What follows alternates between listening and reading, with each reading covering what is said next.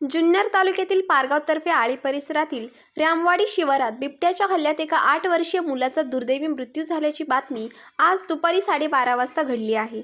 रोहित बापू कापरे असे मुलाचे नाव आहे.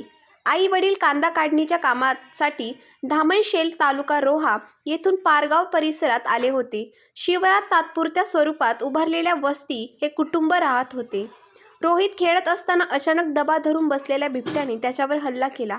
काही क्षणातच बिबट्याने रोहितला उचलून नेल्याने परिसरात एकच खळबळ उडाली. कामगारांनी आरडाओरडा करत शोध मोहीम सुरू केली.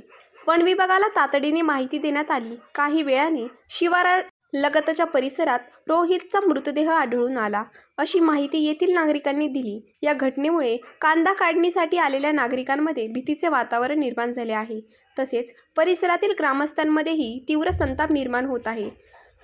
ठोस उपाययोजना होत नसल्याचा आरोप नागरिकांकडून होत आहे.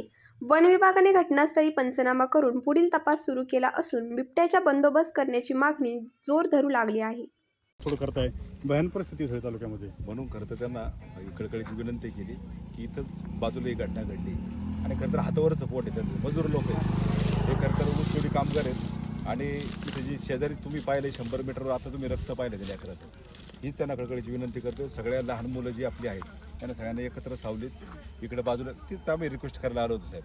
आणि ही अशी जर परिस्थिती असेल ही तुम्ही फक्त आता तुम्ही समोर आहे म्हणून ही परिस्थिती पाहू शकली. लहान मुलं खेळायची बंद झाली, लहान मुलाला आज अंगणात जाता येत नाही. आपण काम तर थांबवू शकत नाही, जो पर्याय काय? ऐका ना, शेतकऱ्याला आज पाणी भरता येत नाही, शेतकऱ्यांनी कामं थांबवली साहेब. आज तुम्ही स्वतः प्रत्यक्ष आहे म्हणून तुम्हाला कळलं तरी परिस्थिती इतकी भयानक परिस्थिती आपल्या तालुक्यात ओढवली.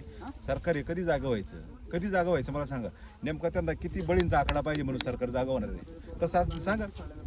आम्ही आत्मदान करू. जर सरकारला वाटत असेल ना 100 बळीच पाहिजे तालुक्यातून, 60 झाले ना 40 बळी आपण देऊ. आम्ही आत्मदान करू ना 40 जण. मग काहीतरी हे जर सरकार असं जर इथं थट्टामस्करी जर आमची करत असेल, आमच्या भावना समजून घेतल्या पाहिजे साहेब. थट्टामस्करी तुम्ही करताय, 1 कोटीच्या शेळ्या पाठवू, हे करू ते करू, काय तुम्ही काय प्रश्न निकाली काढलाय? आता तर पिंपरखेडची घटना 1-1.5 महिना झाले आता. बांधावरती पोरग सावलीला बसलो होतं, आईबाप शेतात काम करताय आणि त्यांच्या डोळ्यात एकट्यानं ते पोरग ओढून गेलं. म्हणजे किती भयान हीच परिस्थिती बघा. ही लहान लेकरू बघा, ही मुलगी, हिला आपण आता उचलून इकडे ठेवली. बरोबर, किती लहान लेकरू काय करायचं या कामगारांनी काय करायचं? मग अशी काय करतात, कुठेतरी थोडी सावली निर्माण करतात, तिथं लेकरांना बसवतात. परिस्थिती गंभीर आहे, भयानक परिस्थिती झाली आहे. याची दखल खरं तर सरकारने घेतली पाहिजे, या वन विभागाने घेतली पाहिजे. फक्त आम्हाला तोंडाला पानं पुसवायची कामं करायची नाही.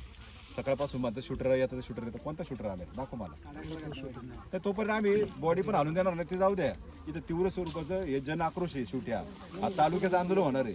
हे काय फक्त नुसतं मंगळूर पारगाव हा परिसर नाही, हा तालुक्याचा विषय.